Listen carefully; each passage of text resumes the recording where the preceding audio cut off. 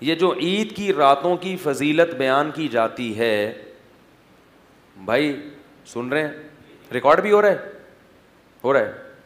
جو عید کی رات میں عبادت کی فضیلت بیان کی جاتی ہے، یہ کسی بھی صحیح حدیث سے ثابت، بولو بھائی، نہیں. روایتیں ہیں ضعیف، لیکن ان روایتوں کی کثرت کی بنیاد پہ بعض فقہا اس کے قائل ہوئے ہیں کہ اتنی کثرت سے ہیں کہ درجہ حسن کو پہنچ گئی ہیں. بات آ رہی ہے سمجھ میں؟ لیکن بعض علماء کی رائے یہ ہے کہ وہ روایتیں اتنی ضعیف ہیں کہ کثرت کے باوجود بھی درجہ حسن کو نہیں پہنچی. نمبر 2، اگر درجہ حسن کو پہنچ بھی گئی ہیں تو شریعت کے مزاج کے کیا ہیں؟ بولو بھائی، خلاف ہیں. یعنی جو صحیح احادیث سے جو ہمیں شریعت کا مزاج پتہ چلتا ہے، اس مزاج کے کیا ہیں؟ وہ اپوزٹ. مثلاً رمضان ہم جب روزہ رکھتے ہیں نا، تو روزے کا ٹائم جیسے ہی ختم ہوتا ہے، شریعت فوراً کیا کہتی ہے؟ افطار کرو.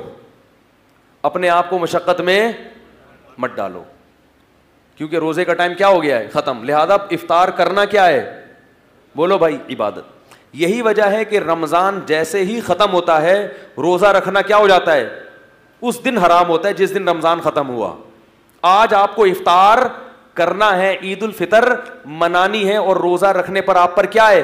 پابندی ہے، تاکہ یہ پتہ چل جائے کہ محنت اور مشقت کا ٹائم ختم ہو چکا ہے. پھر اگلے دن بے شک رکھ لیں. نہیں آئی بات؟ تو یاد رکھو، جیسے رمضان کے دن روزے کے لیے ہیں، رمضان کی راتیں، بولو بھائی، عبادت کے لیے. تو اس اصول کا تقاضا یہ ہے کہ جیسے ہی چاند نظر آیا، جیسے رمضان کے دن کے روزے گئے، رمضان کی راتوں کی عبادت بھی چلی گئی. نہیں آئی بات؟ یہ مزاج ہے شریعت کا کہ بھائی ختم. ہاں، ناجائز نہیں ہے، فضیلت کیا ہو گئی؟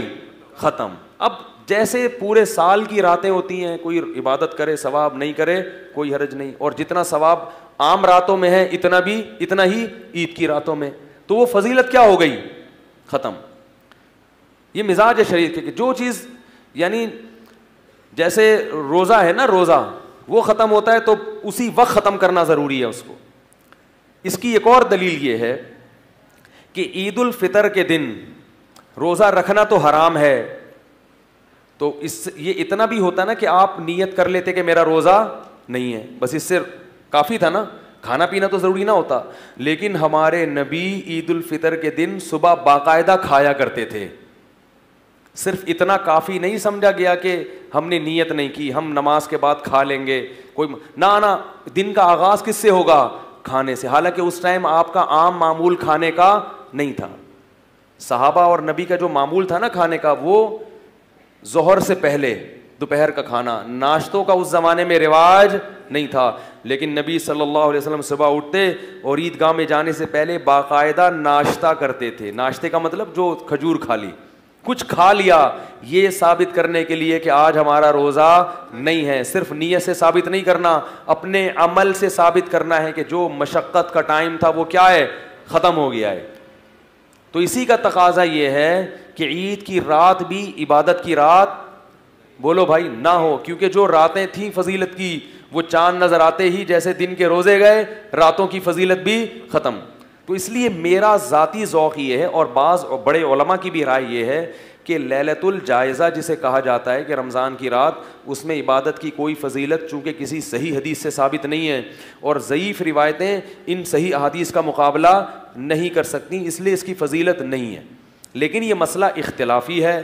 اگر کوئی عالم، کوئی مفتی ان راتوں میں عبادت کی فضیلت کے قائل ہیں تو ان پہ بھی ملامت کرنا جائز نہیں ہے، ان کو بدعتی کہنا یا گمراہ کہنا جائز نہیں. ایک اور دلیل یہ ہے کہ اگر عید کی رات کی عبادت کی فضیلت ہوگی تو رات کو نیند کم ہوگی، اور دن میں آپ عید کی خوشی کو سیلیبریٹ نہیں کر سکتے.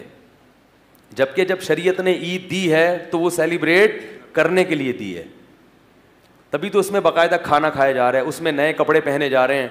اگر پوری رات عبادت میں گزرے گی تو صبح کیا ہوگا؟ عید کی رات تو تھکے تھکے ہو گئے، یعنی عید کی نماز میں بھی مل بھی صحیح طریقے سے نہیں رہے ہوگے.